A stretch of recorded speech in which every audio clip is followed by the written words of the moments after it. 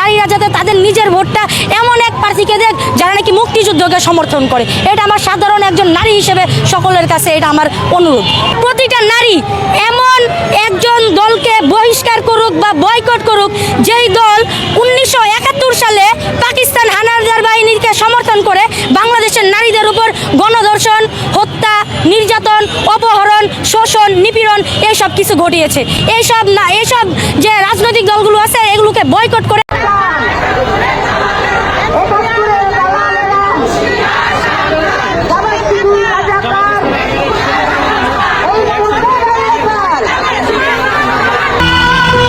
তুমি কি ভাবছো তোমায় আমি ভুলে যাব? ভোলা কি এতই সহজ? তুমি কি এতই সস্তা? তুমি হলো আমার জীবনের এমন একটি অধ্যায় যা জীবনে কখনো ভোলা সম্ভব না।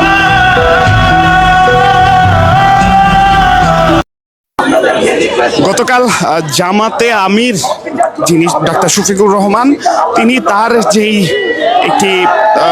যেই টুইটার বা পরবর্তীতে নামকরণ হয়েছে এক্স, সেই সামাজিক যোগাযোগ মাধ্যমে তার যে অ্যাকাউন্ট, সেই অ্যাকাউন্ট থেকে একটি পোস্ট করা হয় এবং সেই পোস্টে কর্মজীবী যারা নারীরা রয়েছেন তাদেরকে একটি কুরুচিপূর্ণ শব্দে আখ্যায়িত করা হয় এবং এর পরবর্তীতে আমরা দেখেছি সারা দেশ জুড়ে বিভিন্ন স্থানে এটার প্রতিবাদ করা হচ্ছে। একই সাথে মিরপুরে যারা নারীরা রয়েছেন তারা আজ একটি ঝাড়ু মিছিল বের করেছেন এবং সেই ঝাড়ু মিছিল থেকেই আপনাদেরকে দেখানোর চেষ্টা করছি এখানকার পরিস্থিতি। বাংলা নিউজের সরাসরি সম্প্রচারে আমি আজবার রাত যুক্ত হয়েছি আপনাদের সাথে এবং এখান থেকেই দেখানোর চেষ্টা করছি নারীদের যে বিক্ষোভ, সেই বিক্ষোভটা আপনাদেরকে দেখানোর চেষ্টা করছি। আমরা এই মুহূর্তে আপনাদেরকে মিরপুর এলাকায় দেখানোর চেষ্টা করছি।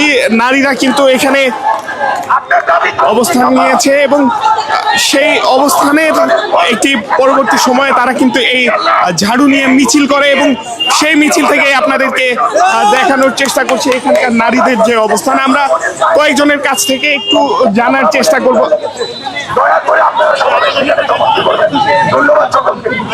শফিকুল ইসলাম বলেছেন, শফিকুর রহমান বলেছেন যে নারীরা চাকরি করে তারা নাকি বেশ্যা।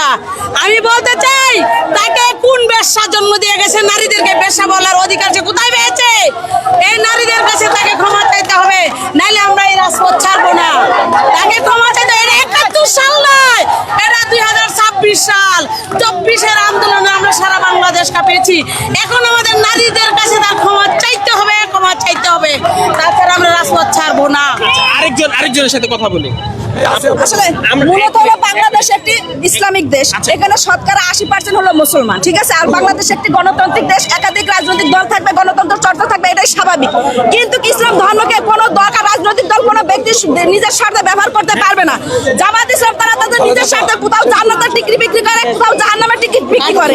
আমরা এটা তীব্র নিন্দাবাদ জানাই, কারণ সারা পৃথিবীতে যতগুলো ধর্ম আছে সবচেয়ে ইসলাম ধর্ম নারীদেরকে সম্মান দিয়েছেন, অথচ সেই জামাত ইসলাম নারীদেরকে অসম্মান করে বলতেছে বেশ্যা। আমরা এটা তীব্র নিন্দাবাদ জানাই। পৃথিবীতে যা কিছু সুন্দর, যা কিছু সৃষ্টি, যা কিছু কল্যাণকার, অর্ধেক তার করিয়েছে নারী, অর্ধেক তার নর। এবং আমাদের প্রিয় নবী হযরত মুহাম্মদ সাল্লাল্লাহু আলাইহি ওয়াসাল্লাম নারীকে ভালোবাসেন। শফিকুর রহমান বারবার দাবি করতেছে যে উনার আইডি নাকি হ্যাক করা হয়েছিল, এটা উনি করেন। উনি মিথ্যা কথা বলছেন, উনি ভাইরাল হতে যাচ্ছেন, কারণ ওনারা সম্পূর্ণ মিথ্যা কথা বলছেন। ওনাদের কাজ হলো মিথ্যা কথা বলা, ওনাদের কাজ হলো অভিনয় করা, ছলচাতুরি করা, যেখানে যেভাবে কথা বলে কাজ করে ওনাদের দলের উন্নয়ন করা যায়। ওনারা খুব খেলোয়াড়, ওনারা কখন কিভাবে খেলেন, নারীদেরকে সে তারা কাজ করতে দিবে না, কিন্তু তাদের স্বার্থে বাড়িতে বাড়িতে জান্নাতের টিকিট, জাহান্নামের টিকিট বিক্রি করছে। এই ব্যাপারে কি কেউ কি দেখছে না? জনগণ দেখছে না? জনাব শফিকুর রহমানের উপর সম্মান রেখে আমরা বলতে চাই আমাদের নারী সমাজকে যে বেশ্যা বলছে, আমরা এটা তীব্র নিন্দাবাদ জানাই এবং খুব দ্রুত এটা ক্ষমা চাইতে হইব। আমরা শান্তিতে বিশ্বাসী কিন্তু সম্মানে আপোষহীন। ঠিক আছে, থ্যাংক ইউ। একটা আমি তার আইডি হ্যাক হয়ে যায়, হ্যাঁ গাছ খায়। যেমনটি আপনারা শুনছিলেন এবং দেখছিলেন এখানে ঝাড়ু মিছিলের যে ঘটনা, সেটি আপনাদেরকে বাংলা নিউজের সরাসরি সম্প্রচারে দেখানোর চেষ্টা করছিলাম। গতকাল বাংলাদেশ জামাতে ইসলামীর আমিরের একটি সামাজিক যোগাযোগ মাধ্যম, অর্থাৎ এক্স যে সামাজিক যোগাযোগ মাধ্যমটি রয়েছে, সেই যোগাযোগ মাধ্যমের একটি সেই সামাজিক যোগাযোগ মাধ্যমে তাদের একটি পোস্ট করা হয়। সেই পোস্টে ইংরেজিতে যারা কর্মজীবী নারীরা রয়েছে তাদেরকে একটি কুরুচিপূর্ণ শব্দ দ্বারা আখ্যায়িত করা হয়, এবং আমরা দেখছি সেই আখ্যায়নের প্রতিবাদে আজ দেশের বিভিন্ন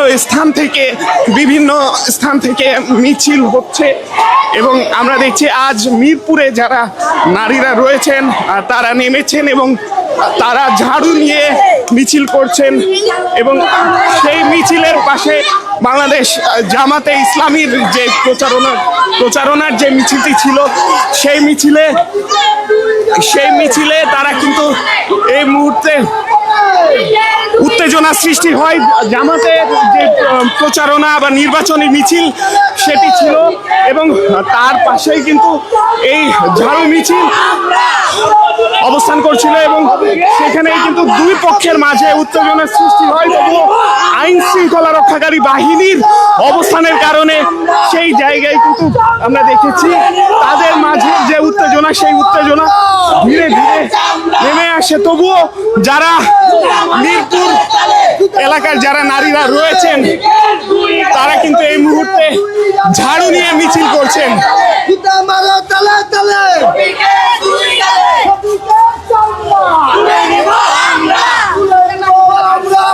আমরা কয়েকজনের সাথে একটু কথা বলে জানার চেষ্টা করব। আজকে আপনাদের এই মিছিলের পিছের কারণ? আজকে আমাদের এই মিছিলের কারণ হলো উনি মহিলাদের নিয়ে যেসব কথা বলছে, উনি তো কোনো মহিলার পেটে হয়েছে, ওনার মা মহিলা, ওনার বোন মহিলা, আমরা মহিলারা কম করে খাইছে। আজকে আমরা রাজপথ ছাড়বো না, এর একটা ফয়সালা আমরা করবো।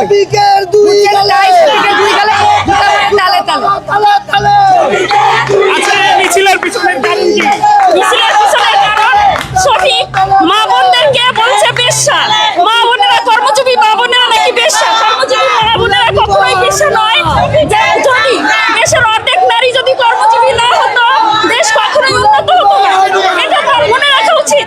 তিনি আমাদের মা বোনদের সন্তান, কেন তিনি আমাদেরকে এরকম নির্মম কটূক্তি করেছেন, সেজন্য আমরা আন্দোলনে নেমেছি। যতক্ষণে তিনি আমাদের কাছে ক্ষমা না চাইবেন, ততক্ষণ আমরা রাজপথ ছাড়বো না।